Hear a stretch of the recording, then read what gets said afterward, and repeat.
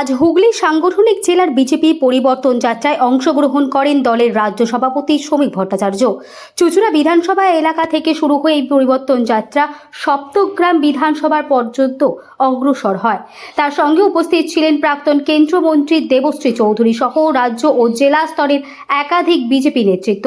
পরিবর্তন যাত্রার দ্বিতীয় দিনে চুঁচুড়া বিধানসভা থেকে যাত্রা শুরু হয়ে মগরা কালীতলায় একটি জনসভার মাধ্যমে কর্মসূচির সম্পূর্ণ হয়।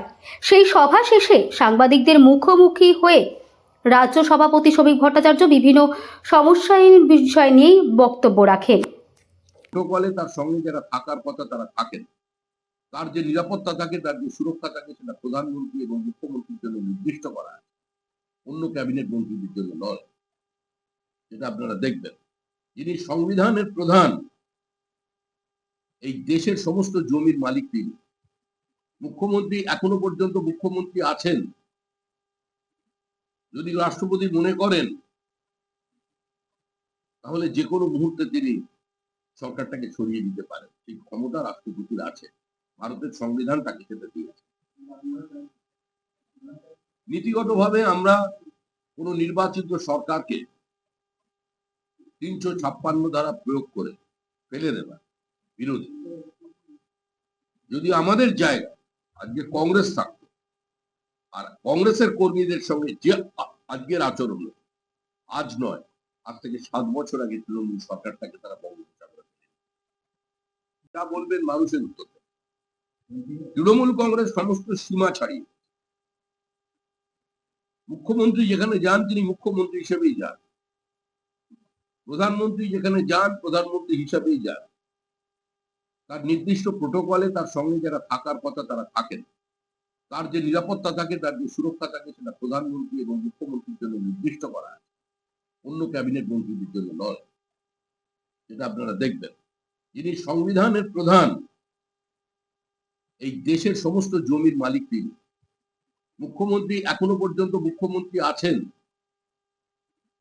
যদি রাষ্ট্রপতি মনে করেন তাহলে যে কোনো মুহূর্তে তিনি সরকারটাকে সরিয়ে দিতে পারেন, সেই ক্ষমতা রাষ্ট্রপতির আছে।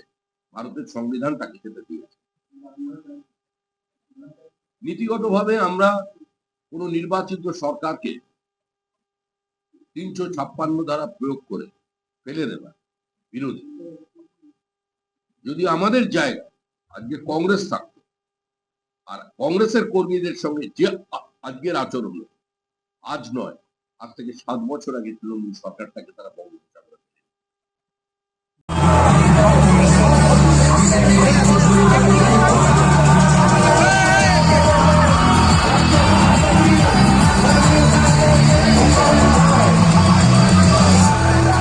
জুড়ি ব্যাপারে নেই।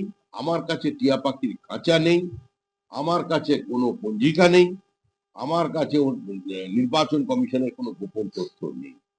আমি চাই, বা পশ্চিমবঙ্গের বাসী চায়, ত্রুটি মুক্ত, ভেজাল মুক্ত ভোটার লিস্ট। সেটা কিভাবে হবে নির্বাচন কমিশনের ব্যাপার, সেটা তাদের দায়িত্ব। কিন্তু ফর্ম 7 যা আমাদের কর্মীদের হাত থেকে কেড়ে নেওয়া হয়েছে, পুলিশ বাজেয়াপ্ত করেছে, আগুন লাগানো হয়েছে, যারা যারা আমাদের ফর্ম 7 গ্রহণ করার পরেও সেগুলো সিস্টেমে আপলোড করেনি, আমরা তার ছেড়ে দেখতে চাই। এটা না করে আমরা পশ্চিমবঙ্গে নির্বাচন করতে দেব না। No SIR, no vote. আমি তো প্রথম দিন থেকে একটাই কথা বলে এসেছি যে 12টা রাজ্যে এসআইআর চলছে। আমি মানে শ্রমিক ভট্টাচার্য, আমি মানে পশ্চিমবঙ্গ রাজ্য বিজেপি, যে সারা ভারতবর্ষে 12টি রাজ্যে এসআইআর চলছে। নন বিজেপি রুল স্টেট তামিলনাড়ু, কেরলে এসআইআর সম্পূর্ণ হয়েছে।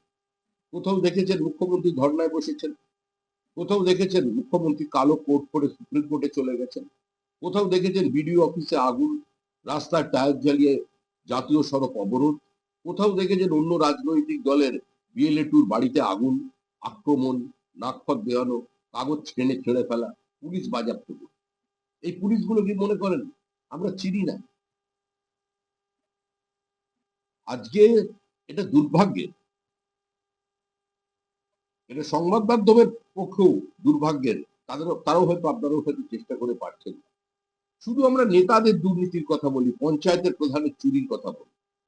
একবার দেখুন না, এই যারা ব্যুরোক্র্যাট আছে, ডুয়ার্সে কত জমি কিনেছে, কার কার জমি আছে, এদের এক একজনের বাড়ি দেখুন সেক্টর 5-এ কি বানিয়েছে, কি সম্পত্তি।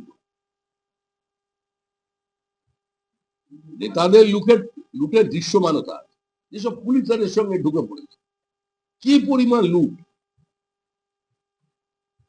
কি পরিমাণ প্রাকৃতিক সম্পদের লুট চলেছে গোটা রাজ্য জুড়ে। কাঠ নেই, ডুয়ার্সের জঙ্গল সামনে দেখতে পাবেন, ভিতর খালি। ডুয়ার্সের নদীগুলো তার গতিপথ বদলে দিয়েছে ইলিগাল স্যান্ড মাইনিং এন্ড ওই বোর্ডার লিফটিং এর কারণে। জঙ্গল থেকে দুষ্প্রাপ্য ক্যাকটাস, অর্কিড সেগুলো পর্যন্ত পাচার করছে পরিকল্পিত হবে। আপনি দেখুন দেবোত্তর সম্পত্তির কি অবস্থা, হুগলি জেলায় কম আছে। ওয়াক অফ প্রপার্টি সবচেয়ে বেশি লুট করেছে তৃণমূল কংগ্রেসের। আমরা নতুন সরকার তৈরি হবার পরই আমরা দেবোত্তর সম্পত্তি নিয়ে একটি বিশেষ বোর্ড গঠন করব। এই যে হাজার হাজার একর, লক্ষ লক্ষ একর দেবোত্তর সম্পত্তি আছে, যা অতীতে সিপিএম কিছু মানুষজনকে দিয়ে, কিছু নেতা এই দুর্নীতিতে জড়িয়ে পড়েছিলেন, চাষ করাতেন, তাদের কিছুটা দিতেন, ভোগ দখল করতেন, কিন্তু তৃণমূলে সেগুলো